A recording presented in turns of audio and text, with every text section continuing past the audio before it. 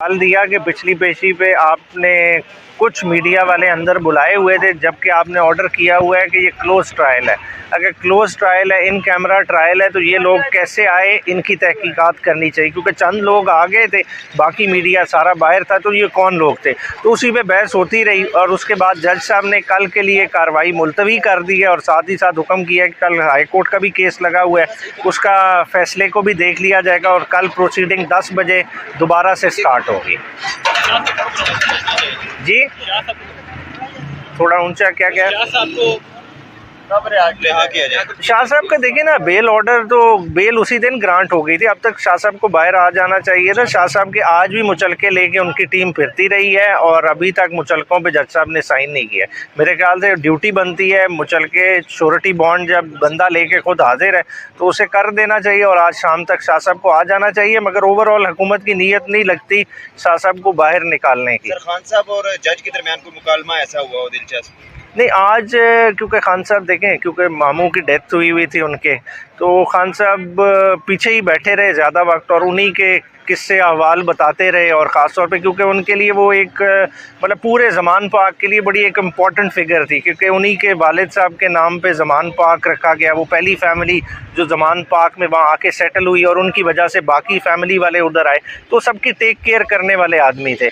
और मतलब वो कहते थे कि मतलब हमसे बड़े थे तो हम उन्हें शेरिफ के नाम से याद करते थे। तो आज यही वो कह रहे थे कि हम शेरिफ को सारे मिस कर रहे हैं।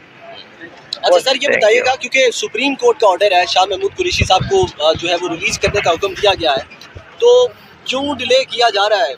अच्छा, ये तो देखें, ये तो बड़ा एक क्वेश्चन मार्क है हमारे जुडिशल सिस्टम पे कि तो उपकार तो अब जारी हो जानी चाहिए। श्योरिटी लेके अगले हफ्ते वाली तारीख से आज तक फिर रहे हैं शाह साहब की टीम। आपने देखा वो बेल बॉन्ड सारा सब कुछ रेडी है, एक दस्तखत होने हैं जज साहब के, तो इसमें कोई देर नहीं होनी चाहिए। ये तो 5 सेकंड का काम है, इसे फौरी होना चाहिए।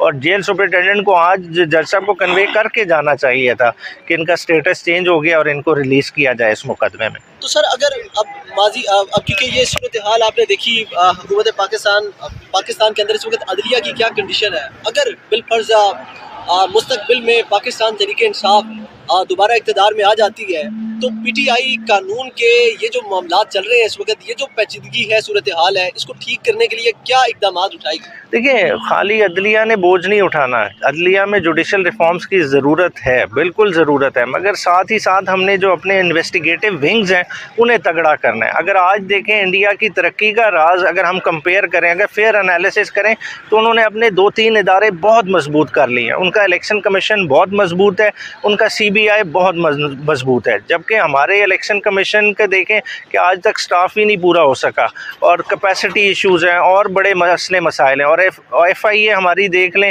ताबे है सियासतदानों के, तो उधर आप क्या एक्सपेक्ट कर सकते हैं बेहतरी? तो ओवरऑल स्टार्ट नीचे से होगा और अदलिया तक ये रिफॉर्म्स जाएंगे। वैसे मुमकिन है कि आप जो है वो, अगर PTI कभी इक़्तिदार में आती है तो वो इस सारे मसले का कोई निचोड़ निकाल सके, हल निकाल सके, अदलिया को कम से कम ठीक कर सके? यार, ओवरऑल सिस्टम ओवरऑल होना है और करना है, और उस लिहाज से अब हमारी टीम भी तैयार होती जा रही है। पहले देखें ना, फ्रैंकली बात करें कि एक ज़हन में खाका ज़रूर था जब हम 18 में इक़्तिदार में आए, मगर जिन लोगों पे हम रिलाय कर रहे थे उनकी अपनी डेफिशिएंसी थी और जिस वजह से हमें शुरू में हजीमत का सामना करना पड़ा। इंशाल्लाह ताला इस दफ़ा वो मसले नहीं होंगे। और ओवरऑल खान साहब अब खुद सिस्टम से इतना गुजर गए हैं कि हर बारीकी का अब उन्हें खुद भी